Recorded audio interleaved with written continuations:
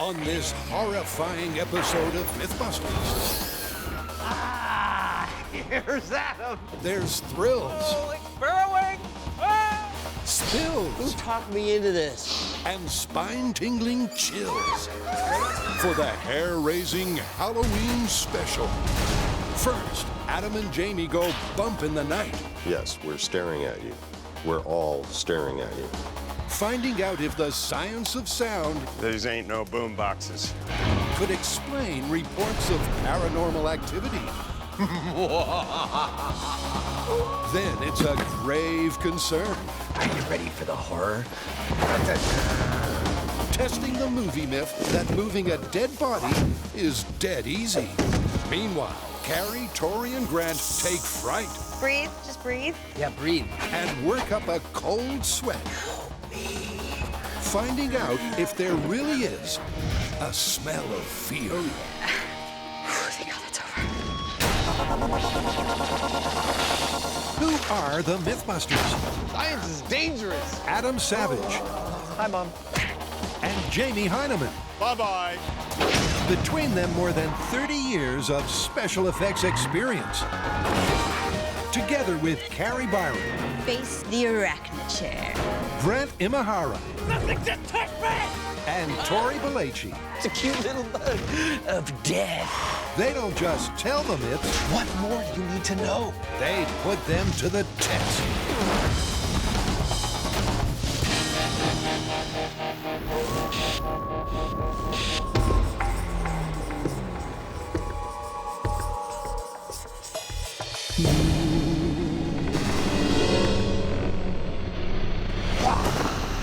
Children of the night, prepare to be terrified, for it is time for the MythBusters Halloween special. Do you have a costume for me?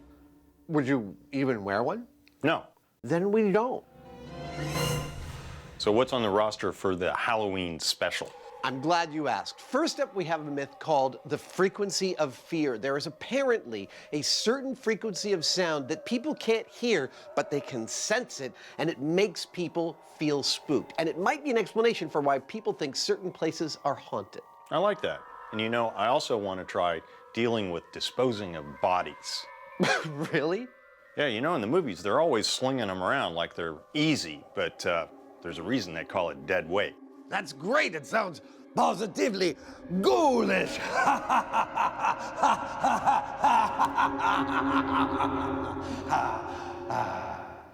There we go. Yep, be afraid. Be very afraid. Because Adam and Jamie have doubled the dread for a duo of disturbing myths. And first up is an audio anomaly. There's no shortage of folks reporting that they see dead people. But science suggests that this paranormal activity could all be down to inaudible sounds. Could the vibration of household appliances at the supposed freaky frequency really make you see a ghost? So what's the plan for frequency of fear? Well, the specific frequency turns out to be 19 hertz. It's subaural, which means you can't hear it. But to give ourselves the best chance that someone might be able to sense it, I think we need a big, fat speaker stack that can generate 19 hertz at a fairly high intensity. Sounds good. So we can be scientific and all, why don't we get, say, 4 separate cottages that are already a little spooky? Ah, and we'll only play the sound in one of them. Yeah, and if they're already a little spooky, maybe the tone will send them over the edge. Oh, that's terrific. All right, let's do it.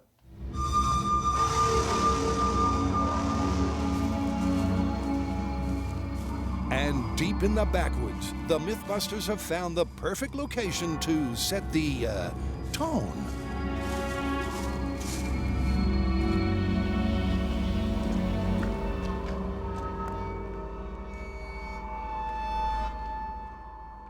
Where's Jamie?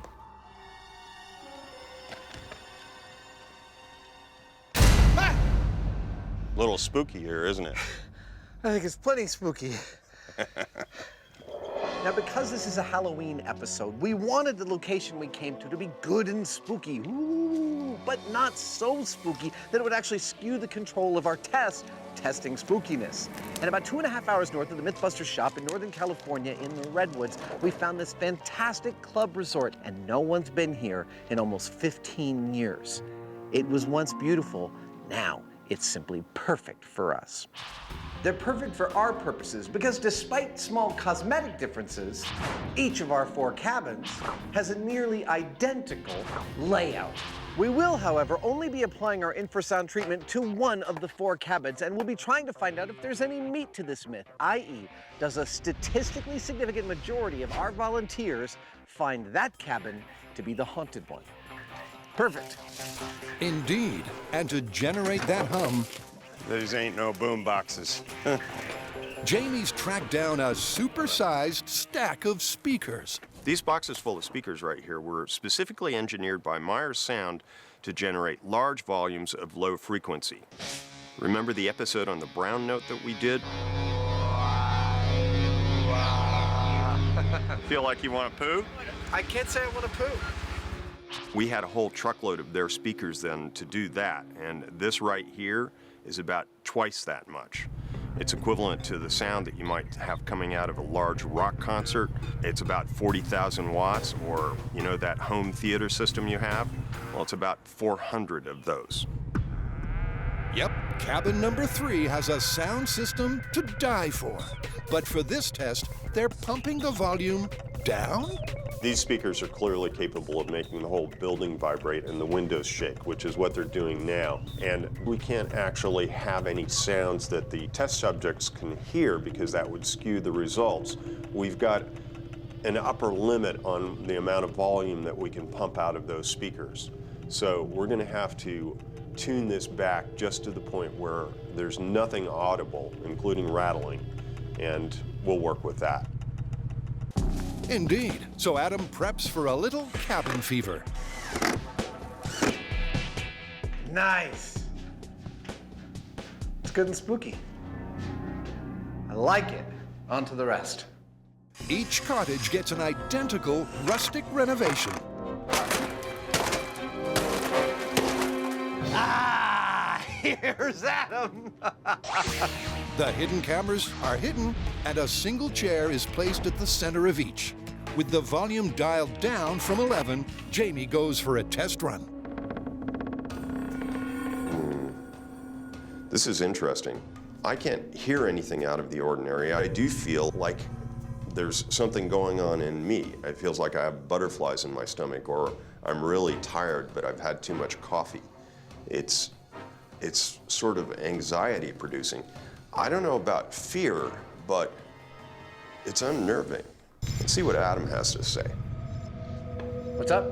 Well, there it is, 19 hertz. That's it? It's playing? Yep. Hold on. I can just barely feel something. If you didn't know it was there, would you notice it? No, I would never have pegged it. It's perfect. That's what I thought. Shall we get to testing? Yeah. All right. Next up, the MythBusters are on the scent. All right, so this is a classic for the Halloween special. What is it? The smell of fear. What about it? Well, the fans want to know, is it just a Hollywood tagline, The smell of fear. or is there a detectable scent that humans give off when they're scared? That means we're gonna have to get scared for this, doesn't it? You betcha. So now looking forward to this? This is a myth straight out of schlock horror. But does the sticky sweat of fear really have an aroma of anxiety? And would that stink be whiffy enough for a human nose to sniff it out? So if there is a smell of fear, it must be something secreted in sweat. Exactly. So why don't we set up an experiment where we're collecting normal sweat as we're exercising as a control, and then we'll collect more sweat while we're being scared. All right, then we take those samples, bring in some volunteers, and see if they can smell the difference between fear and non-fear sweat. Cool, but you know what that means. It means we're gonna have to devise some kind of torture for our fear sweat samples. Well, you remember cold feet? How could I forget?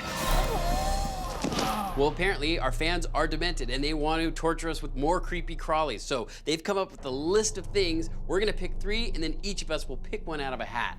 Sort of like a sick and twisted lottery where none of us really wins. Great, I can hardly wait. But you know, before we get to that, we should get out the treadmill so that we can get our control samples. Good idea, stall as long as we can. Yeah. Yep, it's time to get a little steamy and sweaty for science. Okay, time to collect your sweat sample. Yeah, get in there, guys. No, you put your sweat capturing pads on yourself. Be my guest. No. Ultimately, they'll pit this exercise sweat against their scared secretions. Eye of the tiger, baby. Kids, definitely don't try this at home. This is advanced. And the best part is, I'm not afraid at all. So this is just pure sweat. It's a pure and relaxed experiment Grant, think about robots and puppies. to sweat out a control baseline. You're almost halfway there. Keep it going. You got it, coach. I won't let you down. And after each Mythbuster has pounded the treadmill for 20 minutes, they've got a bead on exercise perspiration. Looks like science confirms that Carrie's hot. Red hot. Nice. Nice work, Carrie. All right. Off to the freezer. So we've been told by our experts that it's critical that our samples don't degrade, and that the best way to do that is to put it in the freezer. So this is to keep them fresh. With the control exercise sweat chilling out, it's now time to enter the little workshop of horrors for their trial by fear. Next up, we test the myth of the smell of fear. We're each going to lay in a coffin and subject ourselves to different creepy crawlies. You know what? I am not looking forward to this experiment at all. All right. So scared of what's in here. Well, you can bet it's not rainbows and bunnies. It's worse than I ever expected. Venomous scorpions. They sting. You're horrible, sick people. Yep, 7 minutes in a coffin full of scorpions should ensure some petrified perspiration. Time to get in the coffin. Oh, God, Halloween used to be my favorite holiday. It's the moment of truth as pest wrangler Owen Merks Good evening, gentlemen. brings in the scorpions for Carrie's ordeal. Oh, God.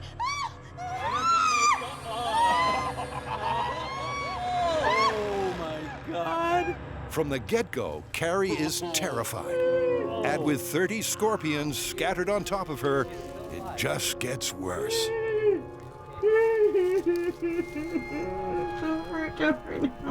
3 minutes in, and her arachnid friends are getting a little too friendly.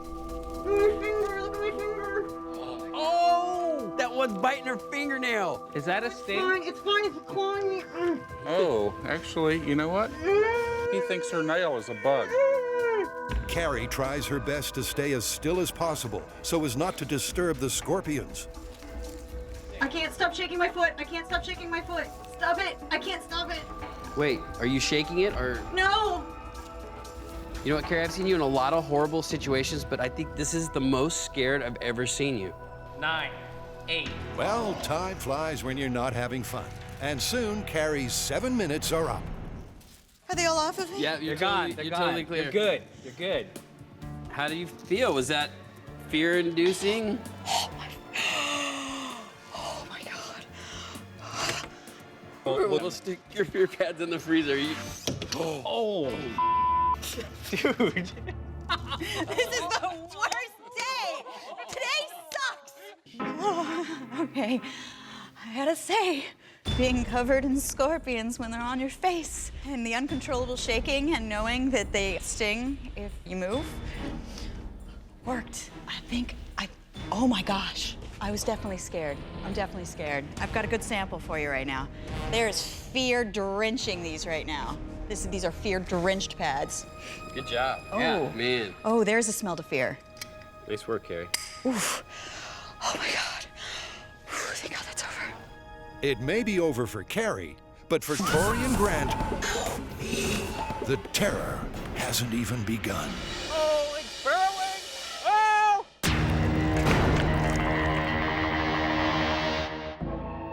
Hello, or should I say, hello. It's the MythBusters Halloween special, and we are testing the story currently that there is a certain frequency of sound too low for the human ear to hear that can still make people feel uneasy and lead them to believe that a place is haunted. We've set up 4 identical houses, but only one of them will be getting the subaural sound treatment. I am sitting on that treatment. This is a stack of 40,000 watts of speakers that will produce a sound that most people can't hear. Will it make them feel like this house is haunted? I really don't know. Well, you're about to find out, as the first set of our 10 volunteers has arrived for a very strange meet and greet. Howdy. In order to put our test subjects in a proper frame of mind for this experiment, we want them just a little bit spooked. And in that vein, we're having the local groundskeeper give them the lowdown on what they can expect when they're participating in this experiment. He's going to tell them that of the 4 cabins they're looking at, one of them had something bad happen in it. But it's all totally made up. Even the groundskeeper is made up. We've got 130 cabins up here. He is, although something about him seems strangely familiar. You're gonna look at 4 of them. And one of those 4, something bad happened. Now, we'd like to know if you're sensitive enough to tell us which one. Thank you. Now remember, the 19 hertz frequency is too low to be detected by the human ear.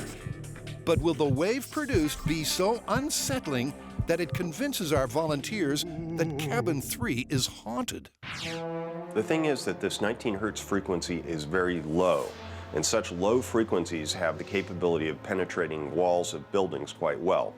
So with that in mind, we're only going to turn it on when our test subject enters the target house, and in that way he'll have a specific reaction to that house and none of the others. With everything set, Adam and Jamie retire to Haunted Hum HQ to watch the test.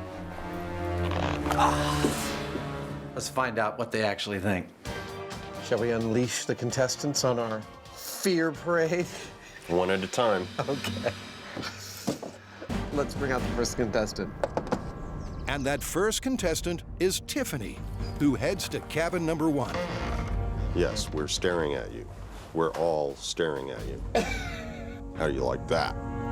Where she sits silently for 3 minutes until Adam gives the command to move to cabin 2. 3, 2.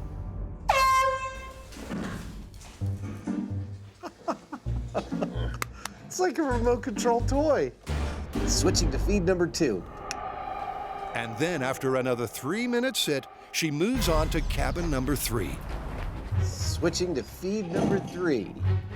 Confirm for me that the sound's on. Sound is on. Good work, thank you. As far as Tiffany is concerned, it's the sound of silence. But does the subaural sound wave induce fear? 15 seconds. This is trying to get a weird vibe in this room. Well, it certainly seems like she's noticed something. And after a final 3 minutes behind door number 4, the question is, which cabin will she pick? If you had to pick one of these 4 cabins as the spookiest, which one would you pick? 2. 2. Can you say why? Do you know why? It just felt weird. Felt a little lightheaded when I walked in, but it just felt really weird. Tiffany wasn't weirded out by the sound, but she's just the start, as each volunteer is klaxon through the cabins. So, which house? 2. I'd have to say it'd be 1. Number 1. All right. Excellent. But so far, their intuition isn't picking the freaky frequency in cabin number 3. Maybe number 1 was probably the one that I felt was a little bit more tense than the rest. None of the volunteers seem to know why they picked their cabin. But at the halfway mark, it's clear it's not down to the hum. Well, we're halfway through our testing, and so far, house number 3, the one with the sound, is not outstanding in any way. It's not looking good for spooky sounds.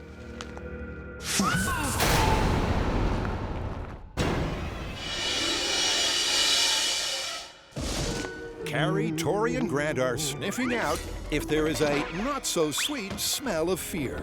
And if it exists, can anybody nose it out? Well, to find out, Carrie's been trapped in a sarcophagus full of scorpions. Oh, God. Because for this test, it's vital that the team feels the fear. Once we are done torturing each other in the coffin and collecting the fear sweat, then we are gonna take our control sweat and our fear sweat and let volunteers smell both of them and see if they can smell the fear. And Tori is next. So what fan-requested nightmare lurks in his fear future? And it turns out I got snakes. Now, when I was a kid, I was bit by a snake, so the thought of being stuck in a coffin filled with snakes, it gives me no joy whatsoever. I mean, my first instinct would be to block it out mentally, not focus on the snakes, but we have to feel the fear so that way the fear will get into our sweat. This is gonna suck. Okay, Owen, bring on the snakes. One by one, 20 snakes are slithered out onto Tori. Oh, crap. Oh my gosh! I'm just gonna lay this down right here. These are the small ones? These are the little ones. Oh my god! Oh god, it's so big! It's so big! Now we're done. And as the timer starts, Tori's anxiety is clear. I'm tired of my monkey fighting snakes and this monkey, they're just going on my shirt. Oh. But as more snakes seek out his body heat, Tori starts to really lose his cool. Don't move your chin. Oh! He wants to say hi. Oh my gosh! Gonna kiss. He's gonna give you little kisses. He wants kisses. Until finally 7 minutes are up, and Tori can't wait to get every last snake back where it belongs. He's my friend, all right? He's down my, yeah, he's in there. Oh, yeah. I'm exhausted. I honestly didn't think it was gonna be as bad as it was, but it was like one snake after another. And I'm not talking little snakes. I mean, they were giant. And then the worst part is they would just move around and you could feel them like looking for places to go. And one actually went up my sleeve and came out of my chest. I guarantee you, if there's a smell of fear, I captured it on this experiment. So with Tori's sweat on ice, the lucky last to face his trial by terror is Grant. And the bad news is, rats. Okay, I'm ready to do this. You know what? I at first thought that I got the worst deal, and then after you, I thought you got the worst deal. But now I've smelled those rats, I think Grant got the worst deal. Yeah, after smelling those rats, you're gonna have a good time. 50 rodents are piled up on Grant. And then Carrie asks the question Grant didn't want to think about. Can they burrow in through clothing? They can burrow through clothing, they can burrow through walls, they can burrow through floors. There's very little in this world that'll stop a rat. Initially, it seems that Grant is being pestered, but he's not perturbed. Oh, it's burrowing! Oh! Where's it burrowing? Oh! I think he likes it. Maybe we should leave him alone. No, get it out! Get it out! Should we leave you alone? But as the time ticks on, with the sheer quantity of rats, the terror takes hold. You all right? Breathe. Just breathe. Yeah, breathe. Breathe. There you go. And finally, after 7 minutes of rat attack, the rodents are rounded up. And Grant's torture is terminated. I don't want to move. Oh, it feels so gross. There's so much poop on you right now. Oh. This is disgusting. It was a wise choice to wear that cover off. It was scary because it felt like they were biting my hands, like gnawing on my hands. And then they were trying to burrow into different places. It was not good. Not good. Somebody hose Grant off, please. Now, I would have to say, this is probably the most disturbing and terrifying experiment we have ever done on the show. But the thing is we had to do it. We had to be in a true state of terror in order to thoroughly test this myth. Now, there's no doubt in my mind that all of us were scared. But the real question is, the sweat that we induced in this experiment, will our volunteers be able to tell the difference between this sweat and the sweat we created in the control test? It's Dial M for MythBusters in the Spooktastic Halloween Special. What scares Adam? I do. And there's still more tricks and treats to come. That's the one. I'll take this one, please. Wrap it up. Meanwhile, back at the cabins in the woods, it feels like something bad happened. It didn't, but the MythBusters are testing if a freaky frequency can persuade their volunteers it did. Which one felt the spookiest? 2. So far, none of the volunteers have picked Cabin 3 and its haunted 19 hertz hum. But it seems as though candidate 6 is slightly spooked. He just said I get the weirdest feeling. It's kind of freaky. Which house do you think was haunted? If I had to pick one, it'd probably be Cabin 3, I think. What was it about it that caught your attention? I don't know. Just the way that the flooring looked and everything inside there. Maybe walking around inside there, feeling it. Felt a little different though, yeah. One volunteer sensed the sound, but will that trend continue into the final 4? So your final choice is? 3. Number 3. Yeah. So that's 2 strikes for Cabin 3. But as the test continues, I guess maybe it would have to be 1. I felt the most uncomfortable in the first one. When I first walked in there, I felt nervous and uneasy, and I think my heart rate felt up. number 1 is still number 1 on the spooky chart. I would say number 1. Fantastic. And that, it seems, is the final nail in the coffin for this frequency of fear. 10 tests, 10 test subjects, and I think we can definitively state that Cabin 3, the sound we put through it, did not make it the spookiest cabin. If anything, Cabin 1 was the spookiest cabin. Cabin 4, the least spooky. Now, this could be because of one of 2 reasons. Either because we had everyone enter the cabins in numerical order, the newness of the experiment and the weirdness of sitting alone in a room for 2 minutes made them the most frightened at the beginning and the least frightened at the end. The other reason is that Cabin 1 could actually be haunted, but I don't think so. How do you want to call this one? Well, number 3 didn't get a higher score than any of the others, so I guess the tone didn't spook anybody. 19 hertz was definitely not the sound of fear. What is that over there? Whoa! This way!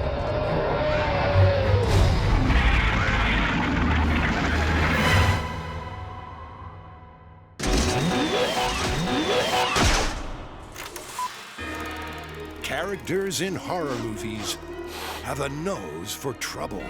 But does that trouble have a nose? Is there really a detectable scent of fear? After their close encounters of the creepy kind, the MythBusters have some seriously scared sweat samples. But before they test them on human noses, they're giving them to a mechanical nose, or the gas chromatography machine. Now, if there is some sort of chemical difference between our fear sweat and non-fear sweat samples, this machine should be able to identify them in the parts per billion range. Yep, and after sniffing out the exact chemical composition of both samples, it's looking good. All right, Steve, what are the results of our tests? Well, we've seen differences in both the fear and non-fear sweat examples in each of your tests. Really? Really. There's pretty good indicators that there's a difference from fear. Well, good. That's great for our myth. I mean, now that we know that there might be a chemical difference, let's see if it can be smelled. Absolutely, because although the machine can smell the difference, to confirm this myth, the human nose must detect it too. All right, you guys, come on in. I promise I won't bite. Grant might. So, for our smell of fear experiment, it'll be double blind, meaning neither the volunteers nor Tori, who's administering the test, will know what sample is what. Now, each volunteer will be given 2 jars, A and a B. There are 4 possibilities. Either A has the fear, B has the fear, they both have the fear, or neither has fear in it. What'll happen is they'll mark down the results, and at the end, we'll tally everything and see how they did. It's a methodology that should leave no nose unturned and ensure a definitive result on whether the smell of fear can be detected. One by one, the secretion sniffers are brought in. Take a nice deep breath. Now, according to the gas chromatography, there is a discernible difference between samples. It's kind of weird to be smelling another man's sweat, huh? Yes, it is. But is that a difference that the human nose can detect? And like an olfactory factory line, the test runs smoothly, and the volunteers nose out that aroma of anxiety. All right, so we're halfway done. And the good news is we've got 3 right. The bad news is that's out of 36. So it's not looking good for the myth so far. It's not looking good. And after another 6 volunteers and 36 tests, I think my nostril hairs are starting to burn. it seems that when it comes to smelling fear, it's not as easy as the myth would have you believe. Now remember, we had 12 volunteers. We put them through 6 tests each. Now let's just say, hypothetically speaking, All right, this is sample A. if they were randomly guessing, just writing down any number that they thought, they'd have a 1 in 4 chance of getting the right answer. Average over 6 tests, that gives you 1.5, or somewhere between 1 and 2 right answers. Our volunteers got somewhere between 1 and 2 right answers. So basically, they didn't do any better than if they were randomly guessing. What does this mean? Well, if there is a smell to fear, the average person can't smell it. Clearly, the average nose is altogether too average to smell the fear. But what about an expert nose? With our smell experiment, it turns out that our volunteers had a really hard time distinguishing the difference between the smell of fear and non-fear. What's wrong? Your nose is getting too saturated? Maybe too much fear in your nostrils? But our gas chromatography showed that there is a difference. So, this is the last chance for this myth. We're bringing in a smell expert to see if she can detect the difference. Enter Pamela Dalton, odor scientist and aroma authority. All right, Pamela, so you are expert nose. Can you tell us a little bit about your background? Well, I'm a scientist who studies how people smell odors and how that makes them behave or feel. And so in the context of that, I've smelled a lot of different odors over my career. All right, well, it's time for us to put you to the test. Are you ready? I am. Just like the volunteers, Pamela takes a sample sniff and writes down her answers. Have they told you where we've collected our samples from? But unlike the volunteers, Pamela seems to know exactly what she's smelling. That's a true professional at work. In fact, after 6 tests, the results are startling. That's 5 out of 6. Dude, that's 83%. There's no guessing involved here. She knows. Yep, because the chances of Pamela guessing right 5 out of 6 times are 3 in 1,000, which means this myth just won a reprieve. Clearly, Pamela aced that test, but now we want to put her nose to the ultimate challenge. We want to see if she can pick out one fear sample amongst 20. Now, unfortunately, that fear sample has to come from someone, and that someone turns out to be me. Looks like Carrie and Grant are going to get a chance to scare the crap out of me. Next, Adam and Jamie have a myth of grave concern. So how do you want to test dead body disposal?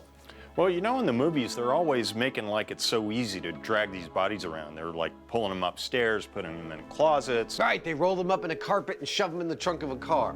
Exactly. So why don't we set up some sort of an obstacle course where we do that with these bodies? Dead body disposal Olympics. I love it. You know what we should finish with?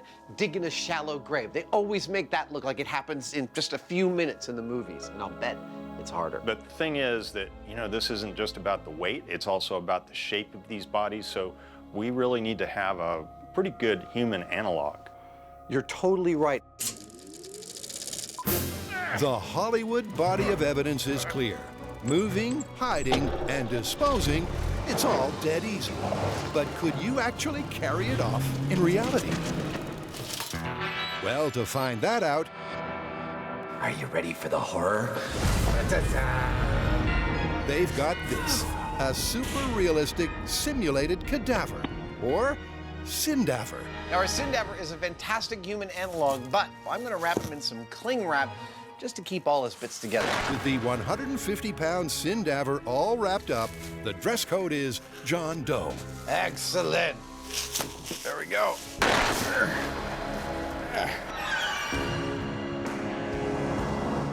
Then it's off to an abandoned warehouse where their classic crime scene obstacle course awaits. Let me walk you through the stations of our dead body disposal test. It all begins here at the Last Supper, where our body lies dead at a table having been poisoned. We will then drag and transfer our body from the table. Oh, I said we will transfer the body from the table over to the skeletons in a closet station. In this, we shove the body in a closet. Go on. Until we can close the door. Once we can close the door, we're done with that. We open it back up, drag the body back out, and it's time for defenestration. Now, defenestration means to throw something through a window. Go on. That's exactly what we're gonna do here. We're gonna throw the body through the window. Nice work. Once it's through the window, it's time for the stairway to heaven.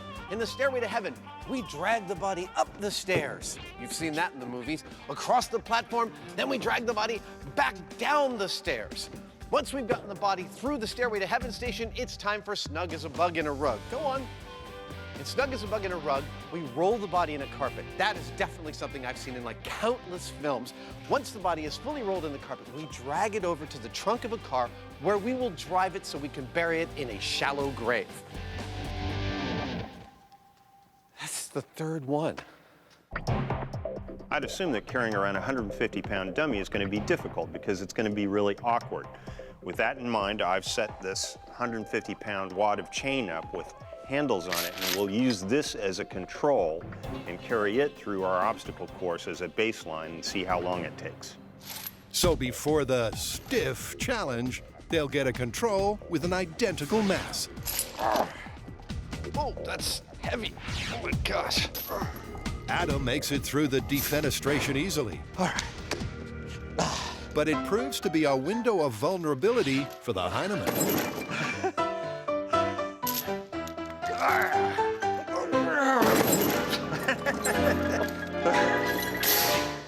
And while Jamie's struggling, Adam has lurched over the stairs. I'm the ghost of Christmas past. As you'd expect, maneuvering a solid 150-pound weight takes its toll on them both. And their mafia stamina starts to fade. I don't even know how to lift this. Actually, here we go. Dragging into the car. But eventually, time! Adam made it through in just over 3 minutes, and Jamie follows shortly after. Done. 4 minutes, 33 seconds. That's harder than it looks. I lost it on the window. I think I spent a full extra minute there. Otherwise, Adam and I would have been about the same at 3 minutes. I think that's a fair figure to apply towards this. Those are the control figures, but how will they compare when they bring out their dead? Sample A. Although the average Joe can't smell it, it seems our odor authority can detect the smell of fear. That's 83%. But now, to put that expert schnoz to the ultimate test. Oh my God, these stairs do not stop. So in order to complete our experiment, we need new fear sweat samples. Our samples are no longer viable. And that's why we're here, at the Moaning Cavern in Calaveras County, California. See, we need to take this to the next level. More scary than snakes or scorpions or even rats. This cavern is 17 stories deep, basically the height of the Statue of Liberty. Tori is going to rappel down through a tight, dark space at the top, all the way down to the bottom of this cavern. Is it too late to change my mind? Indeed, Tori's acrophobia is MythBusters legend. Oh, man. There's been blood and a few tears, which makes him the perfect candidate for this ultimate cold sweat challenge. I don't know if I'm gonna be able to do this. All right, buddy, we'll see you at the bottom. Maybe. It's one small step for Tori and one massive fear-inducing descent for this MythBuster. You can do it. Shut up. He's already freaking out. It's like all tangled.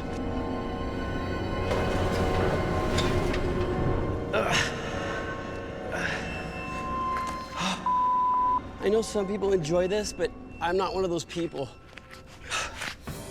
It's all work and no play for Tori. I've never seen Tori panic like this before. He's cool in every situation. He's freaking out. Everybody has to have a weakness. Who talked me into this? And eventually, after 170 feet of pure terror, Okay, bring you over. And you're on so again. he gets back to terra firma. That scared the crap out of me. There was a point where my ropes were tangled up there, and my arm was getting caught in the ropes, and I started slipping. I've never been more terrified on this show than this moment right now. So you take the snakes any day? I'll take the snakes any day. With Tori's sample bagged and tagged, He scared the crap out of me. Into the freezer. it's back to the shop, where Tori gets his revenge. All right, now you guys got your pads in your armpits. We're gonna just start with a little jogging in place. Ready for some push-ups, and down. For the control exercise sweat, the entire MythBusters team get a Balachi body blast. And karate kick. And karate kick. All right. That's good. Okay. Now just cool down. Grant's gonna go around and collect your sweaty pads. Good job, everyone. Oh, yeah. After 20 minutes, they've got all the samples they need. The jars are lined up, and it's time to put Pamela's nose to the ultimate test. Where's the fear? Where's the fear? Where's the fear? I don't know either. Okay, we have 20 samples, but only one is our fear sample. Good luck. Thank you. With the sheer volume of sweat samples, Pamela takes her time, double sniffing some and shortlisting a few. She's made a few selects so far. Finally, we found someone with a grosser job than us. And after 10 minutes on the scent, has Pamela sniffed out Tori's fear? All right, so it looks like you've narrowed it down to 3. Do you think you can smell fear? Well, of the 3 that I picked out first, I think this one smells the most like fear to me. Number 17. Number 17. Okay, the fear sample was 5. But I have to say, based on the last test where you got 5 out of 6 right, I think we can still call this one plausible. Difficult, but plausible. It's definitely possible. It just takes years of training, and you have to get your nose right up in that sample. Right up in there, unfortunately. The smell of fear. The smell of fear. Now, this myth was really interesting, but very difficult. I mean, what is the smell of fear? People don't have that to identify. So it was really hard for our volunteers to pull it out. But our gas chromatography said there is a difference. We had to get a trained nose, and yet it was still difficult. It was a rare occurrence to be able to pull out the smell of fear. This is plausible, but very difficult to prove.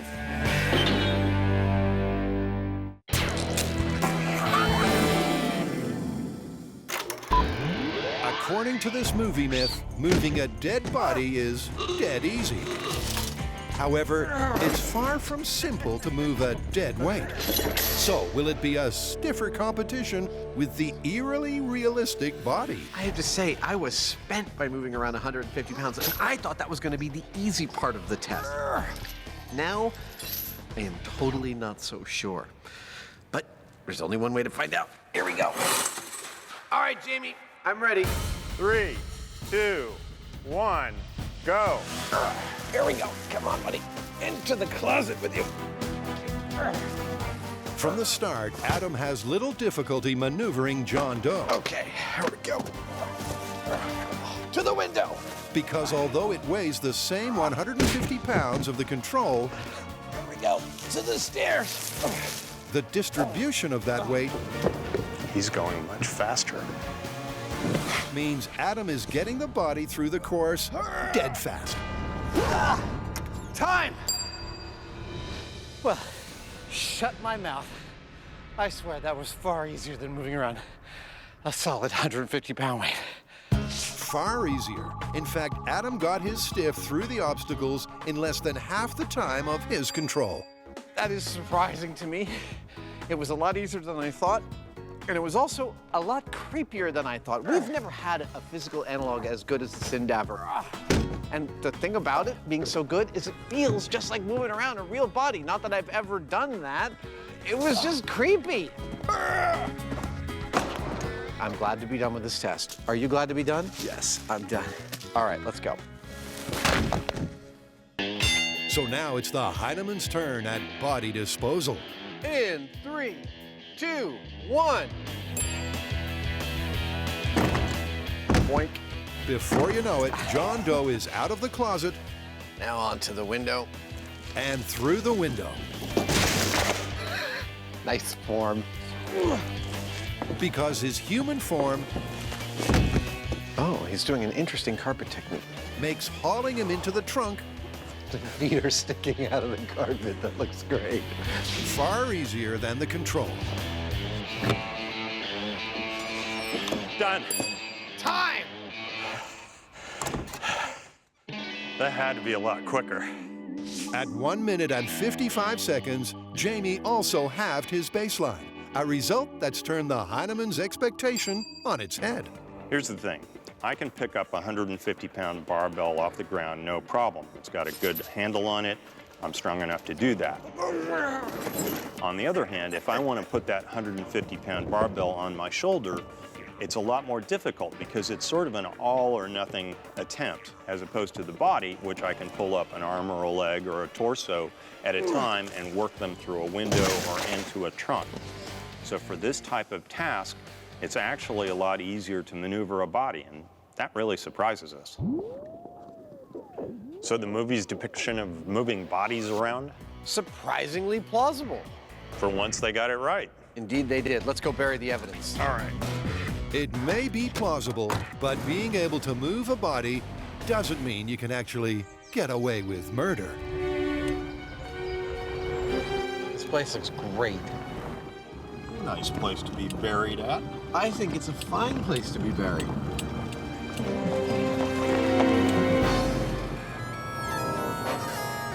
All right. And now, the final macabre myth of this MythBusters Halloween special. This looks about right. According to the movies, you can dig a shallow grave in 20 minutes flat. But just how shallow is shallow? Now for us, that puts it down at about 2 feet deep. So that's how deep we're gonna dig our graves. That 2-foot target seems simple enough, until you run up against the reality of solid earth. I'm having to take little chunks at a time.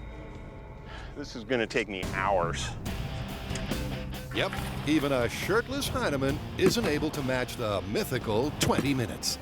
The annoying thing about doing this is that I know for a fact it would take me 1 scoop of a backhoe to do the same job. Take all of 30 seconds. That's a little over 2 feet. I think that ought to be deep enough to keep the animals from getting at them. Time to chuck them in. And after over 2 hours of digging the dirt, the myth is clearly busted. I wish we had picked a place with nice, soft, loamy dirt. So all that remains is to close out the show.